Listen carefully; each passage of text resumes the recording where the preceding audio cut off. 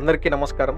ఓలో స్వతంత్ర భారత్ కి జై. నా పేరు సిరిపంగి శ్రీహరి. నేను NGO our youth organisation founder and Telangana state president ని. సో ఇవాళ సబ్జెక్ట్ అందరికి తెలియాల్సింది ఏంటంటే, మీరు ఎమర్జెన్సీ ఉండి ఏదైనా అత్యవసర అవసరం మీద ఎక్కడైనా మీరు బైక్ పైన, స్కూటీ, బైక్ ఏదన్నా కూడా కావచ్చు, 2-వీలర్ ఫైనాన్స్ తీసుకుందామని చెప్పేసి మీరు ఒకవేళ వెళ్ళుంటే తీసుకున్న వాళ్ళు కానీ, షూరిటీ ఉన్న వాళ్ళు కానీ ఇమీడియట్ గా మీ పేటిఎం చెక్ చేసుకోండి. ఎందుకు అంటే ఈ విషయంలో డీలర్షిప్ వాళ్ళకి ఎట్లాంటి సంబంధం లేదు. ఇది ఓన్లీ జాగృతి వాళ్ళకి మాత్రమే సంబంధించిన విషయము. ఎవరైనా కానీ 2-వీలర్ బైక్ పైన తీసుకొని ఉంటే షూరిటీ ఉన్న వాళ్ళకి కూడా సివిల్ డ్యామేజ్ చేస్తున్నారు జాగృతి వాళ్ళు. అండ్ దాంట్లో వీల్స్ ఈఎంఐ కూడా అటాచ్ అయ్యి ఉంది. నా దగ్గరకు వచ్చిన కంప్లైంట్స్ లలో ఒక కంప్లైంట్ తీసుకొని చెప్తున్నాను. ఇక్కడ 8852 ఏదైతే 2-వీలర్ లోన్ ఉందో దాని మీద 23,701 ఇది యాక్చువల్ గా బైక్ ఓనర్ జెన్యూన్ గా తీసుకున్నటువంటి అమౌంట్ ఈఎంఐ. అండ్ పక్కన 6640 ఇది ఏదైతే వచ్చిందో 33,001 రూపీస్ ఇది షూరిటీ ఉన్న పర్సన్ మీద వీల్స్ ఈఎంఐ వాళ్ళు ఫ్రాడ్ చేసి, అంటే ఫేక్ అటాచ్ చేసి అతని సివిల్ 9 డిలే పేమెంట్స్ అని చెప్పేసి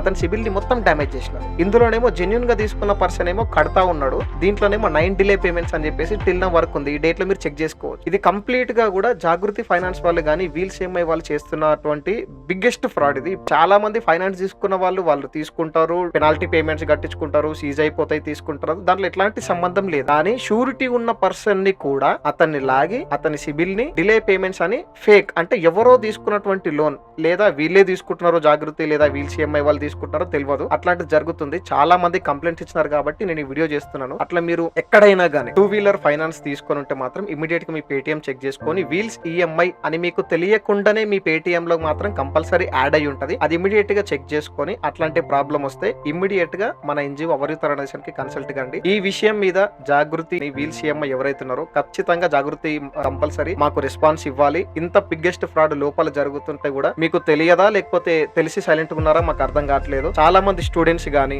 లేకపోతే ఫ్యామిలీ మ్యారేజ్ చేసుకున్న వాళ్ళు గానీ, లేకపోతే సింగిల్ పేరెంటెడ్ వాళ్ళు కానీ ఎమర్జెన్సీ ఉండి బైక్ పైన తీసుకున్న ఈఎంఐని వాళ్ళు ఎన్నో సంవత్సరాల నుంచి కాపాడుకుంటూ వచ్చిన ఒక సిబిల్ ని మీ వల్ల డ్యామేజ్ అయితే వాళ్ళ ఫ్యామిలీ కానీ మొత్తం ఈఎంఐల మీదనే ఆధారపడ్డది. వాళ్ళ మిడిల్ క్లాస్ ఫ్యామిలీ అంతా కూడా అది ఎంత ప్రాబ్లం ఫేస్ చేస్తున్నారో నా దగ్గరకు వచ్చిన వాళ్ళు ఏడ్చుకుంటూ చెప్తే నేను ఇవాళ మీ ముందుకు అడగాల్సి వస్తుంది.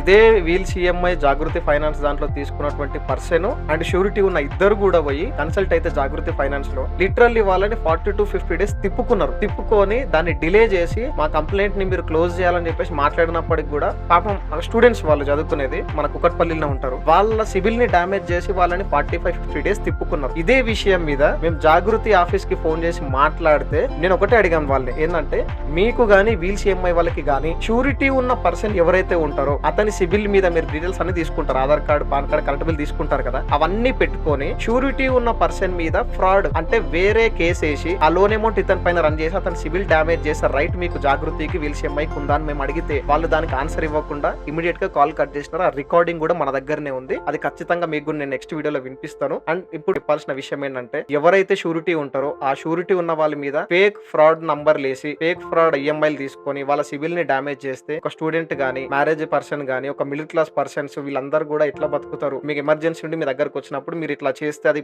కరెక్ట్ కాదు అని చెప్పేసి నేను మిమ్మల్ని అడుగుతా ఉన్నాను. దీని మీద ఇమ్మీడియట్ గా మీరు రెస్పాన్స్ ఇస్తారని కోరుకుంటున్నాను. Thank you so much. జై హింద్.